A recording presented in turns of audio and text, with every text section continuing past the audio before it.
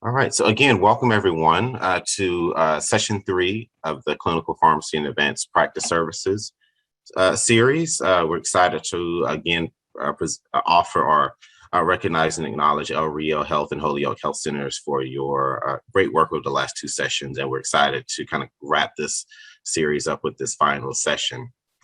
So just again, for some housekeeping items, if you move my slide here, housekeeping items here, you guys know our mission by now.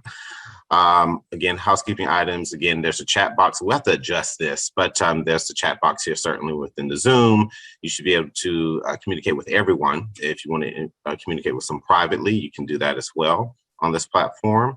And again, as always, Nautopod, our Nautopod community is there. And if you need access to that, or you have a colleague or someone that would like to add there, please be sure to email myself or Tim, and we'll try to get that done for you as quickly as possible. Again, as usual, we don't have any advocacy discussions during this session. Funds are solely appropriated for operations-related discussions.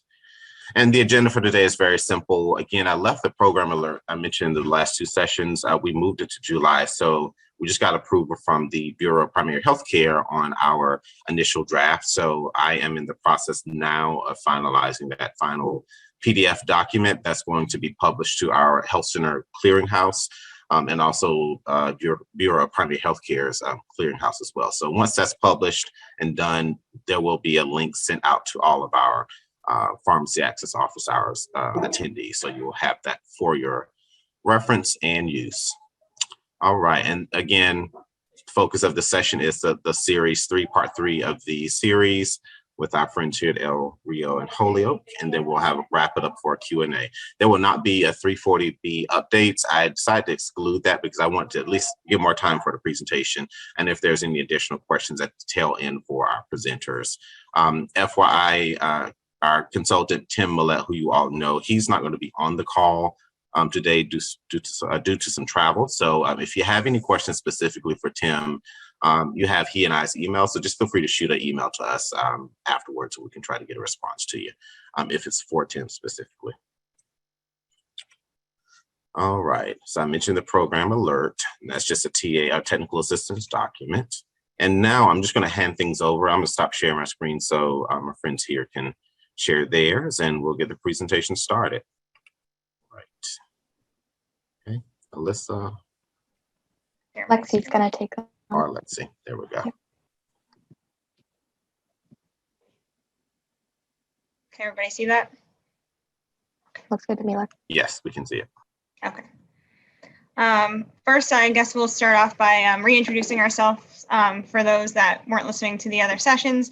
My name is Alexis Delagono. I'm one of the clinical pharmacists over at the Holyoke Health Center, and Alyssa is another clinical pharmacist at the Holyoke Health Center. Marissa may be joining a little later. She is the Associate Pharmacy Director over at El Rio. So the last couple sessions, we went over, what was possible with what you have at your site and like thinking about how to get started, and a little bit about the practice models and different ways that you can do clinical pharmacy services. At the last visit, it was more about data and how we can look into using data to try and figure out how to start these clinical services and aim them towards your health center goals. And then different considerations for that. And today we kind of want to focus on how do we keep this going, payment and funding, which I know a lot of people have interest in. How is clinical pharmacy or services paid for, how to keep it going and growing, and then some layered learning. So some of the direct patient care startup costs that we have, physical space. So whether you're in an office in the health center, or if you can repurpose another room or an office, whether it be a patient room or anything that's already in your health center, then you can use. Obviously, that would be cheaper, or if you had to physically design or make room for this clinical pharmacist or pharmacy services. The personnel, obviously, you're going to have to pay for that pharmacist. For most of the health centers, at least definitely for ours, we need an interpreter for most of our visits. I personally don't speak Spanish. Alyssa does, so she doesn't need an interpreter, but It's very helpful to have them, not only just for, physically interpreting, but also they're part of the culture and they're able to kind of give us a little bit of insight on what's going on in the patient and what's they're saying. So it's really an invaluable tool. We use CHWs at the health center over in El Rio. I know they use MAs. So those can also serve as your interpreters, but again, you're going to have to pay for these people to be a part of these visits. Some of the technology needs, laptop, desktop, computer, printer, scanner, phone, those kinds of things that are going to go in your office. Those things cost money. Or you might already have them in the health center and be able to redistribute those so you can check with your IT department. Training. So as a pharmacist, you do have to do national conferences to get some CEs or continuing education. That can cost money. And some sites might pay for their pharmacists to go to these national conferences to get more information and be able to start these clinical services. There's a couple different pharmacy organizations, and they have a lot of different things that can help advance pharmacy practice services, and you can find those out there. It costs money to be licensed, and also when you're a collaborative drug therapy management pharmacist, you do have to get licenses for that. In Massachusetts specifically, we have to be licensed for controlled substances. So again, that costs money. It's not a huge cost, but those are little things that might have to take place. For your program to be accredited sometimes. So for our residency program, we have to be accredited. We have to be a part of the American Society of Health Pharmacists. We do have to be paid for in that way. And then obviously we have some equipment needs like your blood pressure cuffs if you're doing blood pressure monitoring in person, or refrigerator if you're doing vaccines. And of course the vaccine supply also costs money. And then I talked already about the controlled substance license. It's different between each state what you need to have requirements for. So you may have to check with your individual state for different things. Do you mind if this is Marisa, do you mind if I add one thing before we move on to the next slide? One of the other things related to personnel is that I know it just came up in the chat as well, is that some health centers may choose to also include in that box pharmacy technicians, and that is absolutely correct. Yep. Depending on what kind of model you have, especially if your clinical services are rooted in the pharmacy and are going to grow from that area of practice, then yes, it does make sense that you would include pharmacy technicians at that point. And then all the subsequent boxes would also have to include things like training and then workspace, so on and so forth, for that provider type. The reason we put MAs versus CHWs is because those were specifically related to our clinic-based initiatives at our respective health centers. But thank you for pointing that out. Another thing to remember with the physical space, Lexi was talking about whether you're going to repurpose a space or kind of create a new space, is the laws may vary based on where you're practicing in terms of co-location. So for example, we're able to run our clinical services. They can be entirely remote of the providers here. But in the state of Massachusetts, if we're going to run collaborative drug therapy visits, those are supposed to be co-located with the providers that we are contracted with. So it will vary a little bit, but I think traditionally people will say or assume that the space needs to be within a pharmacy or directly co-located with the provider, but that may not be true. And there was another really great question in the chat related to, in the state that the individual who added the comment that pharmacists cannot supervise MAs. And yes, that is absolutely correct. They have to be in line with the nursing chain of command. And so again, just based on what Alyssa said, is that with that physical co-location with the provider staff, there often is an LPN or an RN who technically is the supervisor of that MA. They just happen to be staffing with your pharmacy. So there are ways to get around these things, but please, the main goal of these presentations has always been to just think creatively and to be willing to step outside the norm when it makes sense and you're not breaking laws, obviously, but there are ways to get around those technicalities, especially with things like co-location models.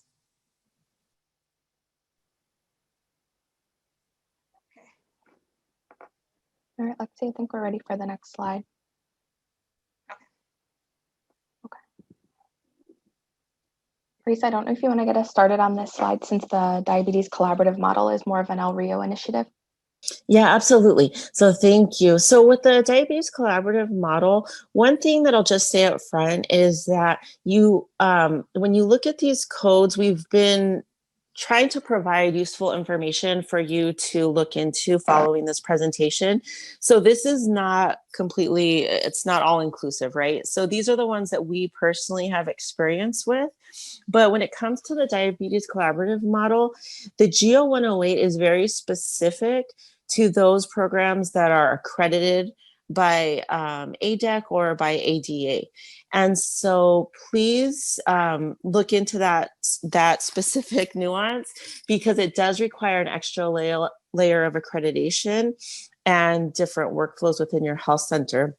But in our case, that does provide a revenue source for our diabetes related services that are provided by our pharmacists. Now, can you have a collaborative model without using the GEO 108 related to diabetes, or in any case, other things like hypertension, COPD, so on and so forth? Yes. But this specific one for diabetes is only with accreditation. And so the great thing is that it also helps you to formalize what you're doing internally and can help you better recognize opportunities for managing individuals living with diabetes. And for most of us, I know with the increased number of people who have the diagnosis of diabetes, that this tends to be one of the driving forces. But the better bang for your buck essentially will be what you gain from value-based contracts, things like being inclusive in your collaborative practice model to include vaccine orders, and then also other disease states that often come with diabetes, such as dyslipidemia or hypertension. And so there's a great opportunity for pharmacists to make huge gains in those areas, which ultimately will tie back to your value-based contracts. The only reason we have retinopathy screening included on this slide is because at El Rio, we've chosen to purchase in-house cameras that can be used. And then we have a telehealth-based program that has helped us make huge strides in providing this care, this needed service to individuals living with diabetes. And then our goal was never to capture revenue, but just do what's right for our patients, recognizing that this was a huge gap. But don't be afraid to ask payers, because we've been pleasantly surprised that when presented with the opportunity, especially the commercial-based plans, often will develop separate contracts for this service if this makes sense for your health center. The Medicare annual wellness visits is another opportunity. Again, within the CHC world, it's a little bit different. So pharmacists independently providing this is not an option. But going back to what Alyssa mentioned earlier about the co-located physician extender model or tandem like visits, this may be another opportunity. And the respective codes of GEO 438 for initial and GEO 439 for subsequent are some codes that you might want to look into. But again, looking at the cost savings related to polypharmacy, identifying individuals that are eligible for CCM and enrolling them, getting them engaged in that line of service, making sure that you're on top of preventative care measures. If you do any kind of forms for your Medicare Advantage plans, huge opportunity there for pharmacists to support. And then also for risk adjustment, when you're doing the the coding, to make sure that you're appropriately presenting or painting the picture of the person sitting in front of you, so that your health center can gain the appropriate revenue that's due for caring for high risk complex individuals. The transitions of care model is something that we utilize and have utilized for a while here in Holyoke. We listed some available billing codes, but I will be upfront in saying we're not utilizing those in Holyoke at this time. It will kind of depend how you choose to structure the program. So for many years, our TOC visits ran, like Marisa was mentioning, in tandem with the provider visit. So our pharmacists would conduct their medication review immediately prior to the provider's visit. And for that reason, obviously only one of those visits was billable, the provider visit. So we hadn't pursued any sort of available codes for a long time. That was our model. The pandemic brought us into a telehealth model and has also altered our workflow a little bit, in that we're conducting our visits a day or 2 days prior to the provider's visit. So with that, potentially comes the ability to bill those visits, but that's still something that we're exploring ourselves with our billing department as well. Regardless, we've still seen ability of cost savings in running these visit types, enrolling these patients in other programs, referring to MTM, sometimes for more extensive disease state or medication education. The medication reconciliation piece really aids our providers, and they've found, because of the time constraints of their own visit, and the patient may have multiple hospitalizations or a really long rehab stay, they're not able to review the medications as extensively as they would like and still conduct the physical exam and additional requirements of their visit. So we really take care of that piece, and we make sure that the med list is updated accordingly, and we identify medications that they need refills for, et cetera. And in that way, we're also closing the preventative care gap.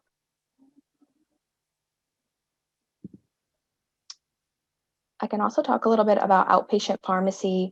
We've talked about this previously as being a big source of revenue, and the clinical services certainly tie into this. And we've seen here in Holyoke that increases the prescription volume.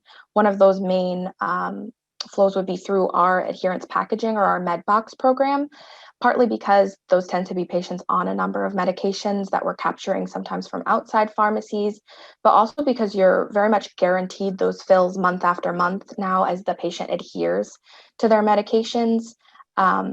In some states, like in the state of Massachusetts, they don't allow, state Medicaid doesn't allow for autofilling of prescriptions, where in other states, perhaps that is allowed. So one of the ways that the MedBox program also helps us is we have workflows tied into outreaching of the patients, ensuring that they need the medications that we're going to fill. And in that way, it is kind of contributing to an autofill process, but not a traditional autofill. We've also seen cost savings through these programs as well, mainly through increased adherence, which improves patients' health outcomes and Medicare Star ratings. And I'm responding to the chat about the transitions of care, MedRec, doing it done via telehealth prior to the in-person visit. So yes, we've had to move to telehealth, and with that, we started doing these visits at least like one day before. We've started to work on getting a little bit further ahead. So now we might even do it like a couple days before, and we'll do that over the phone with the patient. We'll put an entire note into the computer and send that over to the provider that's going to see that patient, so they can even look that over well in advance prior to going to see that patient. And we'll have the med list all ready and all set for them. And if the person doesn't respond, we'll even still put that note and maybe identify discrepancies that the doctor can discuss at that visit, or if the patient still needs further medication reconciliation, they can refer them back to the pharmacy. So for medication therapy management or chronic care management, we've talked a little bit before in the other sessions that our MTM is very similar to El Rio's CCM, but there's also different codes for MTM versus CCM. So you might want to discuss at your health center which one you want to do. We at Holyoke Health Center do MTM, and there's a couple different codes that you can use. But we specifically use the 99211. That's the incident 2 code that we use. And you can always look into the other codes, but our visits that we do, we kind of transition them to doing telehealth visits. We used to have the patient come into the clinic and have all their meds out in front of them and go through each one, identify any issues, make recommendations to the doctor.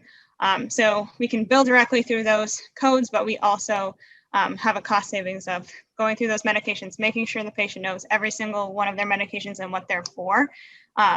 Increased adherence, that patient education piece is huge. So then when they go home, they actually know what they're taking, and that gives them, makes them want to take it more for the most part. And then obviously can help improve health outcomes, because we can directly make recommendations and send those over to the providers who can then, you know, say we take a blood pressure during an MTM and the blood pressure is high, we can send a note to the doctor saying, this patient's so-and-so, their blood pressure is high, we would consider increasing the dose of this. Or if we identify a medication discrepancy, we're able to send that right off to the doctor and make a lot of different impacts through there. And then collaborative drug therapy management is a little bit more specific to different disease states. So in Holyoke right now, we have blood pressure or hypertension and diabetes. So specifically the pharmacist, again, this is all very state specific, so you'd have to check in with your pharmacist state-specific laws. In Massachusetts, we're able to do specific disease states. We have a collaborative practice agreement with the provider here. During the visit, the provider has to be like within the health center or reachable, and the pharmacist can see the patients independently and then prescribe and order labs and manage that patient to make sure that their diabetes gets under control and their blood pressure. Again, we're doing the note, we're sending it to the provider so that they're aware of any changes that we're making, and we kind of work together to do that. So again, we build the same codes that we use for MTM. Per different states, there may be a couple different codes. Again, this is not an all-inclusive list. But obviously the cost savings are huge because the pharmacist is seeing it.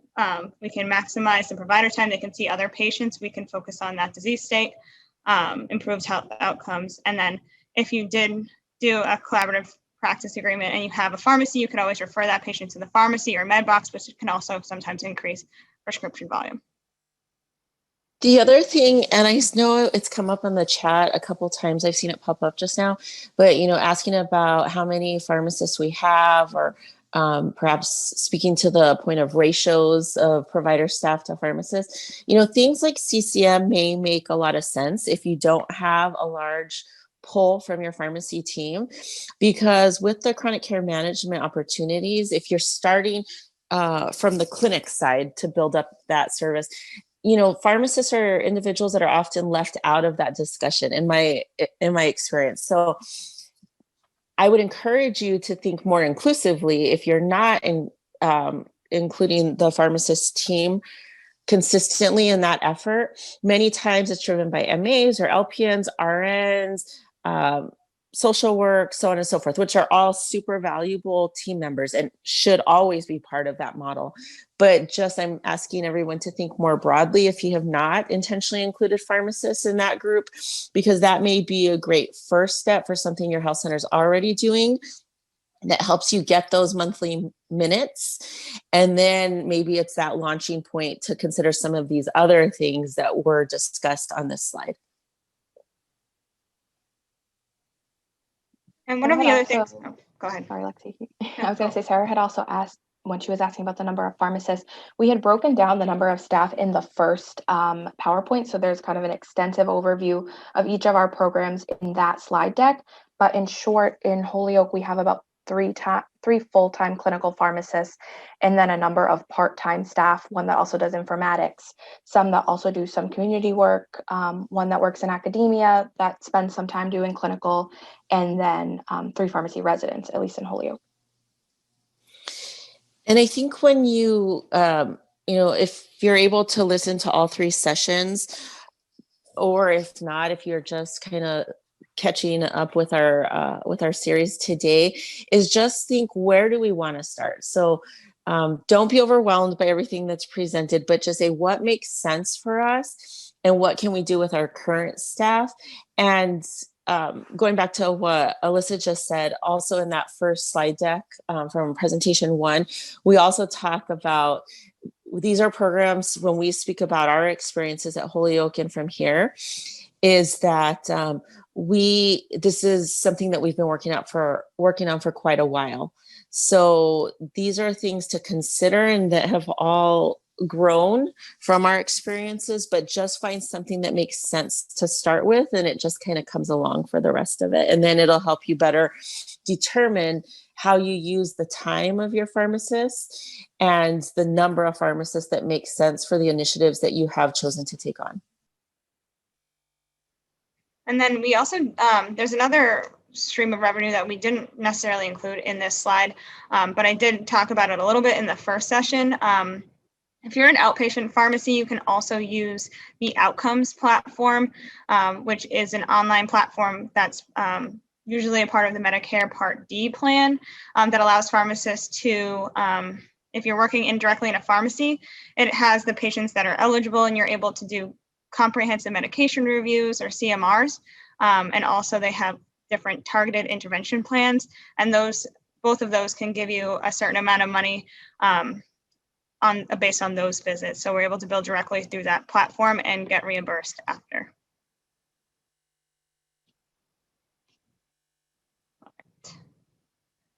So then we wanted to talk a little bit more about, those were kind of the direct revenue streams, so where you can actually get paid for them, and then also some of the things that help cost savings wise, that are more of indirect costs. But we also had a couple other things that pharmacists, if you had a clinical pharmacist on your team, could help with, like consultative services. So sometimes we have patients that have drug information question, or providers that have drug information questions, and the clinical pharmacist usually has a little more time to be able to look into those things. I think this E&M revenue opportunity, I think, Marissa, you might know a little bit more about that. Yes. So, the whole idea of, and there's some really great papers that have been published, especially very recently. There's a great one that came out from a CHC where they talked about the ability to increase the level at which you submit your E&M coding if a pharmacist is attached to the beginning of the visit. So very similar to what Alexis and Alyssa's experience has been at Holyoke with front loading. But this would not be on a different day. This would be same day, but clearly defining what the role of your pharmacist will be, specifically speaking to clinical interventions, and then following that up with a very intentional scheduled visit with the provider of record, whether that be an MD, a DO, or a PA. And many times you'll see those codes go from 99212 to perhaps 99214 or 99215, depending on what level of service is provided by that additional expertise. But that's something to consider as well, especially if your pool from your pharmacy team is not significant and you're just trying to start somewhere. This may also be an opportunity to consider. We at El Rio, here the bullet says closed or open system approach. We do not take outside consults. So any of the clinical services that we provide, whether it's direct patient care or consultative services, is under the operational structure of a closed system approach.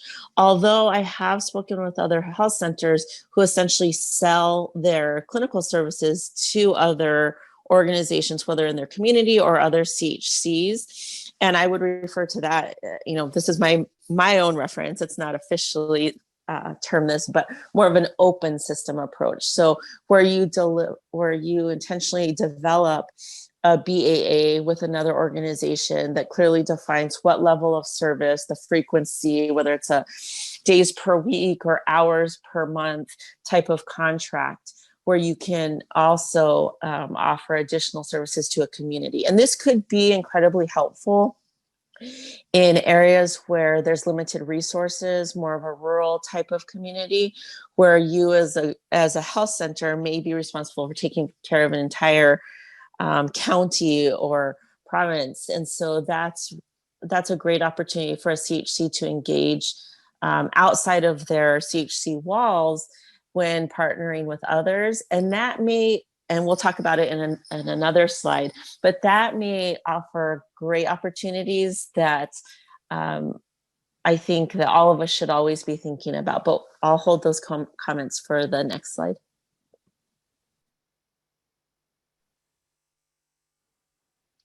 Okay, so we talked about some of the codes that you can bill, also some of the cost savings of Element. And so we wanted to talk a little bit more about return on investment as well, and some of the things that we've seen through our initiatives.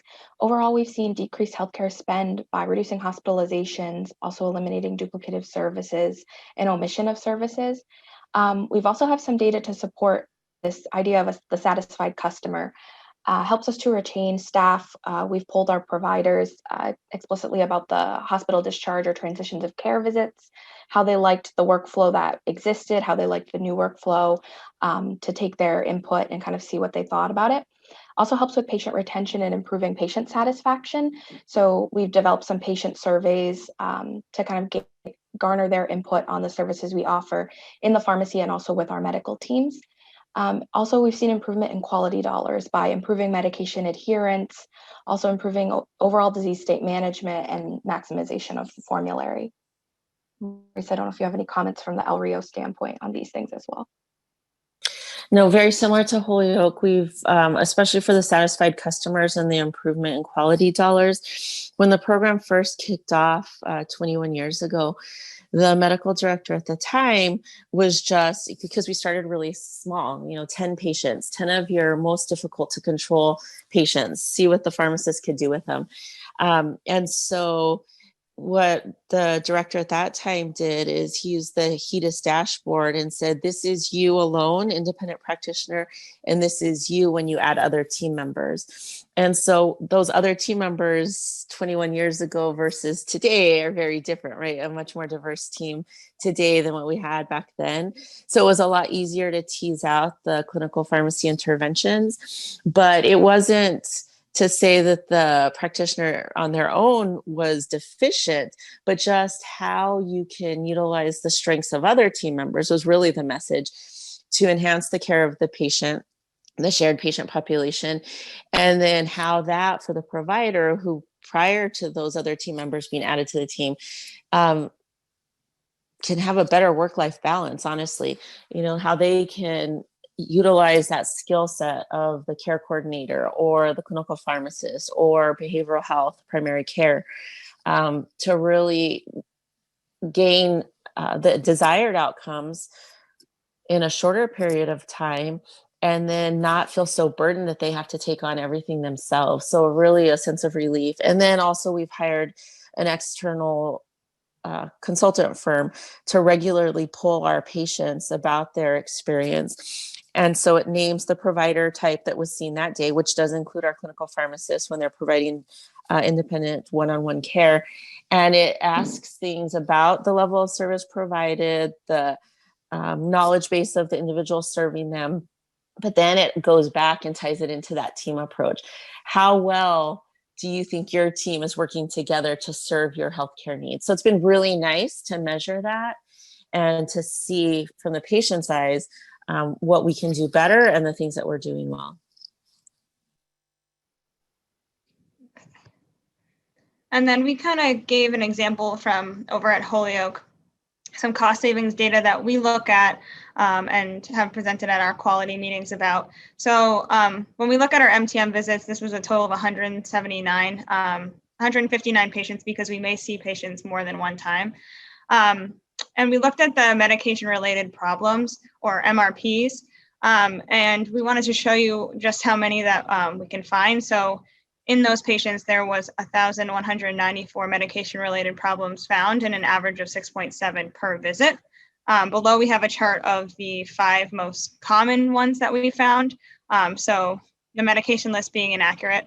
A lot of our provider med lists are inaccurate in different ways. So if a patient sees a specialist and the specialist doesn't communicate back to the provider about a medication change, that med list might be inaccurate. The patient might have been on something for a while and it just is still hanging out on that provider med list, and we can take it off. This may seem like a small thing, but it can really help the providers as at the next visit, we might be able to see if there's any drug interactions, or they might want to put a patient on a medication that the patient is already on, but they have no idea because their med list is not up to date. So there's a couple of different things that can be helpful by updating that med list, as small of a thing as it sounds. Medication underuse. So obviously we're able to address the patient and see if they're actually taking those medications. We found that patients have a lot of trust in the pharmacist and may not tell their doctor that they're not taking their medications, but they might be able to tell us, I don't take my medications in the morning because I'm busy and I'm running around. But we can have that specific time where we sit down with the patient and try and figure out a way for them to make taking their medication easier. Like maybe we can switch that one to taking it at night. They might not know that they could take it at night, or we provide the med boxes to help them, or, as simple as telling them to set an alarm on their phone, or little things like that can help a huge way. Treatment on optimal is usually when, we look at their disease state and see if, based on the guidelines, if their treatment is up to date. So maybe they have diabetes and they're not on metformin, and we try to figure out, is there a reason why they're not? Or maybe that patient should be, because that's the first line therapy for diabetes. Those are just some examples. And then obviously we can identify whether or not there's vaccinations that are needed. So that's a huge help for the providers, that they don't have to worry about trying to figure out if the patient's vaccinated. They come to the pharmacist and we're able to do those vaccinations in the pharmacy for pharmacies that do have vaccinations, and we can knock that off their list of things to do. And then inadequate self-management of lifestyle. Basically, that's where we do a lot of that patient education about diet and exercise, or, starting to measure their blood pressure at home or their sugars at home. Those little things that can help improve their health outcomes overall. So then we looked at those visits, and there's about 1,300 recommendations, an average of 7 per visit that the pharmacist is able to make to the provider, and able to, improve those health outcomes that way. One of the things I'd like to add, I love this example by Holyoke. I think it's phenomenal, and it really speaks to the power of clinical interventions by pharmacists. One of the things that we've also done at El Rio is very similar to what you see in front of you. We've had our IT team develop a template within our electronic health record to capture similar data. And then the other thing that we've done to speak to the cost savings or the improved health outcomes that often is tied to value-based contracts is we've taken this data to our pharmacy. We call it pharmacy safety and therapeutics. Many organizations have the PNT, Pharmacy and Therapeutics Committee, but we've included that part of safety because we also want to know all of the information that's on this slide, and then very intentionally study the information coming out of our in-house pharmacy database. So an example similar to what Alexis just mentioned would be, how do you translate this to a population of 113,000 patients, right? So an example would be if you, during these one-on-one interventions, chart review, pre-visit planning, whatever you choose to set up, identify that there's an unusually high or disproportionately high number of individuals who have asthma that have overutilization of their rescue, but underutilization of their chronic inhalers. That's a great opportunity for your PNT committee to make process changes for the health system that will speak to a healthier population, which is everyone's goal, but then also can help to drive down those unnecessary urgent care, ER, or hospitalizations that occur in individuals living with asthma, as an example. If you want to look at things like heart failure and whether, what proportion of your patients are using diuretics, or if you're looking at, whatever disease state you choose, you can use similar templates. And whether it's an external one, maybe you set up an Excel database, or you have something built by your team to be part of your EHR, or perhaps your EHR already has something similar that you could tweak. Please also think big picture, how this information that obviously is super impactful, up to close to 8 interventions by a pharmacist per visit, can now be translated to the large patient population to change prescribing habits and or lead to things like standing orders where you can empower different members of your team to overcome barriers that previously existed, so you can create a healthier population. And somebody asked about how we collected the information. So on the next slide, I'll show you. These are some of the medication-related problems that we are able to identify during these visits. So I showed you the top 5 that we identified, but there's clearly there's a lot more, whether they're related to, appropriateness of therapy, safety, or non-adherence, and then there's some other things. So a couple of the things we didn't really include was the potential adverse drug events or actual adverse drug events. So that's something that we're able to identify as well. So if a pharmacist is able to find a potential adverse drug event, then we are able to maybe possibly save that person an ER visit or a hospitalization, which costs the healthcare system a lot more money. So that's another way that pharmacists can indirectly save the health center and healthcare system money. And then the recommendations we had on the other side. So we used this information and we created a form. And every time that we identified one of these problems, we would mark that on that form, and then we used an Excel sheet to basically get that data. So you could probably do it a number of different ways, but this is not something that we created specifically. Like the medication-related problems is a well-known list of problems that you can identify, and you can use this to, make the data that we did. Melissa, you have anything to add, or anybody? We can move I on. just thought this was a good example because on 2 slides back, we were talking about how a lot of these services result in cost savings, but it can be kind of hard to justify that. And so we mentioned that quality data is a good way to kind of look at this and to tie in some dollar amounts. So this was at least one example we could think about that is really impactful for our medication therapy management visits.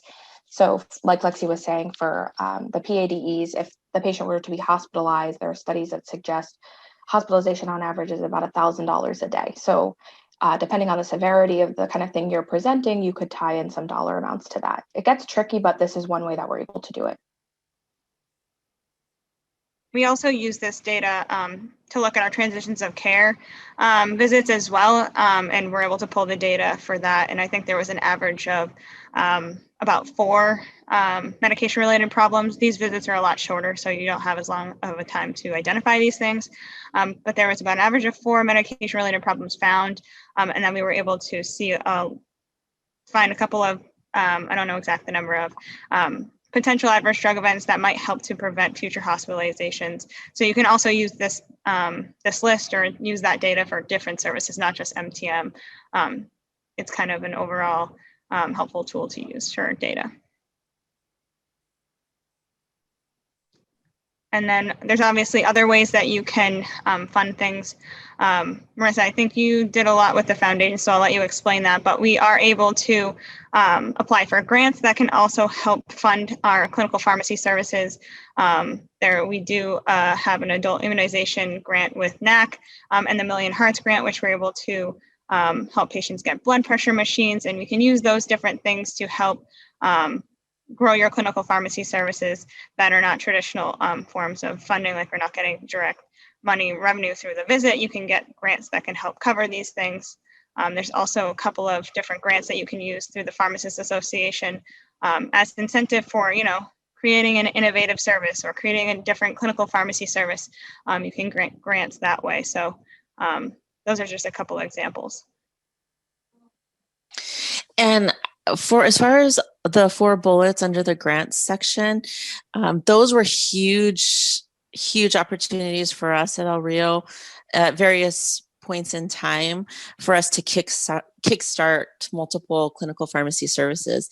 So going as far back as the Learning Collaborative through NAC related to adverse drug events, potential or actual, like Alexis just mentioned on the previous slide, that was something that we were involved in early. And so it shouldn't be your driving force for engaging, but many times it gives you that little bit of extra support that all of us know we need so that we can more intentionally explore some of these things that we know are very critical to advancing safety and improving health outcomes. For El Rio, and I don't know how many of the individuals on the call have foundations associated with your community health center, but for us, the foundation at El Rio has been phenomenal.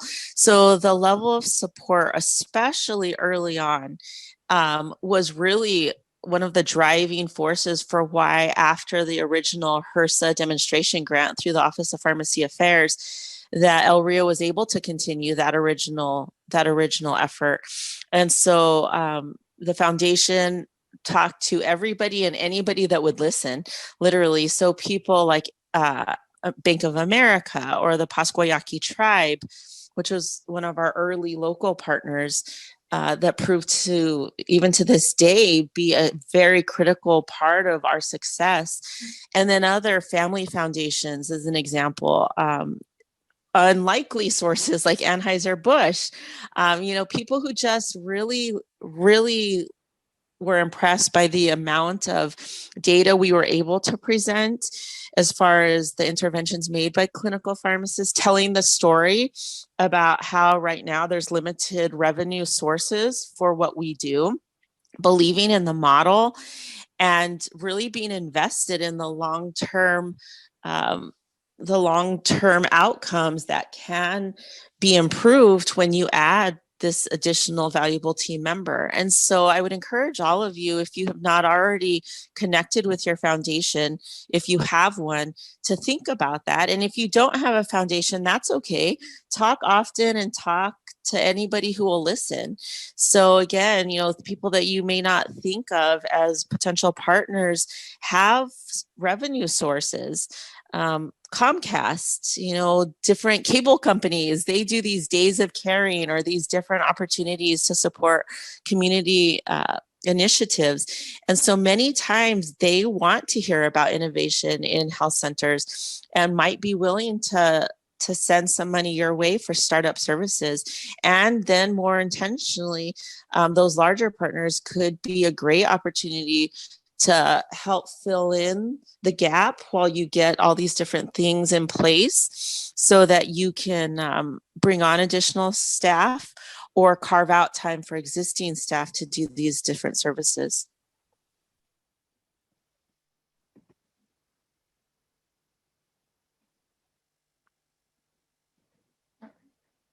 And then this slide is basically going over some of the different things that we have that you can do to start services. So we here at Holyoke, like Alyssa had said, have a residency program. We started off with just one resident, and then now we expanded from 2 to now 3. Residents are a huge help when we're having these clinical pharmacy services because they're able to, they start off more of like on a student level, but then they grow to become independent. They are pharmacists that are already, they become licensed during their residency year. So they're not able to do a lot of the things in the beginning on their own, but by the end, they're able to be another helpful clinical pharmacy staff. And as a resident, you are paid a significantly less amount from like a regular pharmacist that might be hired. So that could be a source of kind of like a cost savings if you have a resident able to do those services. We don't want to make that the like end goal for you to save money using a resident, but they do provide services at a lower cost, which is nice, but also very helpful. As a clinical pharmacist, we love having residents here because they're also helpful providing our services, but also keeping us up to date on the new things that they learn in school. And same thing with the students. We have advanced practice students that come from different clinical schools of pharmacy that can also help grow our program and show them how clinical pharmacy services can be started and they can go into ambulatory care that way. And then academia, we also have at Holyoke one pharmacist that is actually associated with one of the schools of pharmacy. So she helps run some of our clinical pharmacy services and sees patients with us, but is actually paid for fully by the School of Pharmacy. So some places might start off that way, where if they don't have money to pay a clinical pharmacist, they can use the School of Pharmacy if they have anybody close to them that might be able to start those clinical pharmacy services using that academic professor.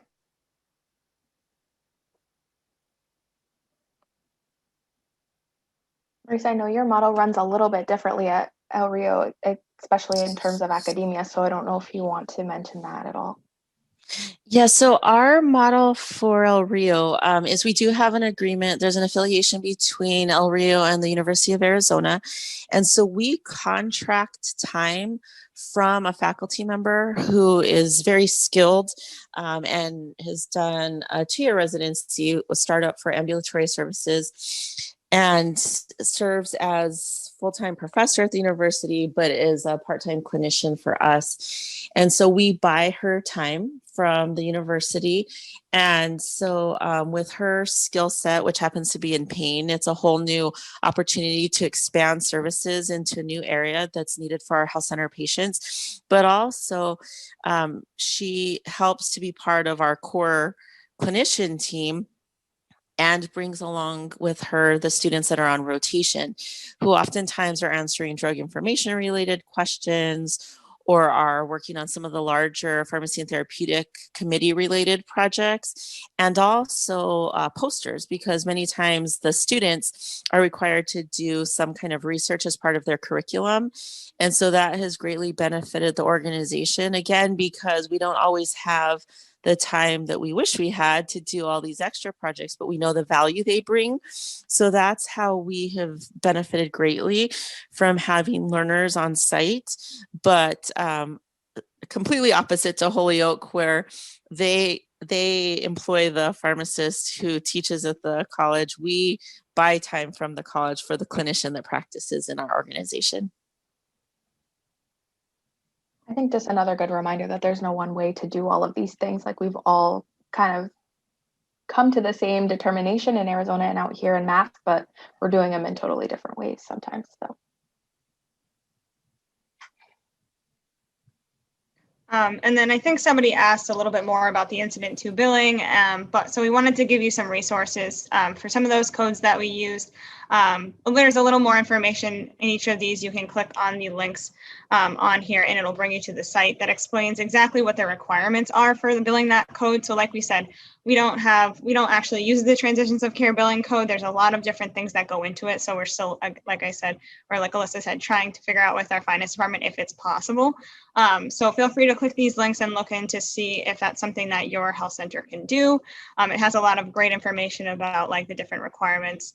And there's also an update on the incident to billing. So that star right there explains a little bit more, because there was a couple of different codes that you could use, but Medicare has looked back at that and changed things in 2021. So these things might change frequently, but these are some good places to look for if you're starting to think about how to bill.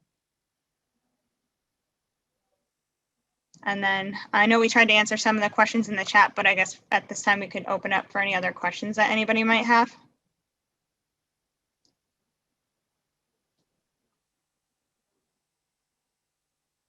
Or you can just post those questions in the chat to everyone.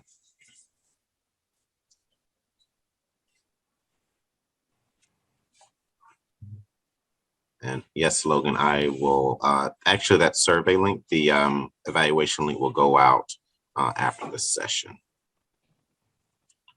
All right. Any additional questions for our speakers? Thanks again to El Rio and Holyoke for a great series of topics on this clinical pharmacy and the care model. I think this has been very relevant. It's an awesome topic for us to kind of focus on, and certainly some health centers as we look at how we redefine or redevelop our pharmacy programs. Really pleased with the series of presentations, and we hope that was helpful to all of you. Yeah, thank you for having us. Of course, Thank you. of course. Thank you very much. You bet. Thanks, Marissa. We still have a few more minutes, so if you guys have any pressing questions, please feel free to unmute and ask, or you can throw it in the chat. Brandon, I noticed something in the chat just now, and I completely agree with the individual who posted it about don't forget your pharmacist in the pharmacy. We definitely, that was one of our points from one of the prior sessions, is that everybody has a role.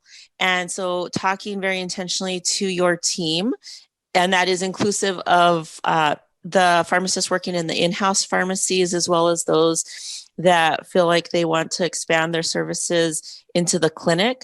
But there are tons of opportunities to provide very critical clinical interventions from the pharmacy. And we do not at all overlook those team members. They are a critical part of this process. The other thing is that, like you said, we are very similar, and we talked about this as a team when we kicked this off, is that none of us really like the term clinical pharmacists because it creates this hierarchy. And so that's why our title is, it's because most people know that who are not pharmacists, they refer to us as clinical pharmacists. But within our profession, all of us on this call and this team very firmly believe that it's the advanced practice services offered by all pharmacists. And so we wanted to be very intentional about that what we spoke about through the 3 different presentations could be modified to meet the needs of anybody who's part of your team, also recognizing that their level of exposure to these different services that now exist maybe wasn't even part of the curriculum, but there's no reason to say they couldn't be taught or brought up to speed on some of those. And then just ask, what do you want to do? What do you feel comfortable doing? What do you see your role being? And I prefer the last statement, what do you see your role being? Because that's kind of it doesn't give you an opt-out option. It's tell us what you do want to do, because we know there's great strength in them being part of our health center movement. Awesome. Thank you, Marissa. And again, thank you to the speakers, Alexi and Alyssa. I really appreciate it. And just a last couple items, housekeeping items before we close. The final slide deck will be sent out to everyone. You'll probably get it from via email from Olivia, and we'll make sure that's published on NautiPod and on our with a link to download on our online library. Again, the evaluation link will be sent out after the session. It will probably come from Olivia more likely. And then lastly, more importantly, we're actually in year 2 planning for our NAC training season. They actually started on July 1st. So we're really excited to offer a new or even extended series of learning collaboratives that we've been doing. And even on the pharmacy piece. So when you complete your evaluation link, be sure to include any topics that you'd love for us to present on. Obviously, we'll assess them for relevance with the climate. But if there's any topics you want us to present on, I know we have a few in our inbox now, Tim and I, but anything else you'd like for us to identify some presenters, please let me know. You have my email and Tim's email. And you can also post that on NautiPod. I know we're constantly assessing and reviewing messages on NautiPod. So again, thank you, everyone. Thanks to our presenters. We hope you enjoy the rest of your afternoon. Again, if you have additional questions, you have our presenters' emails, and you certainly have mine and Tim's. All right, take care, everyone.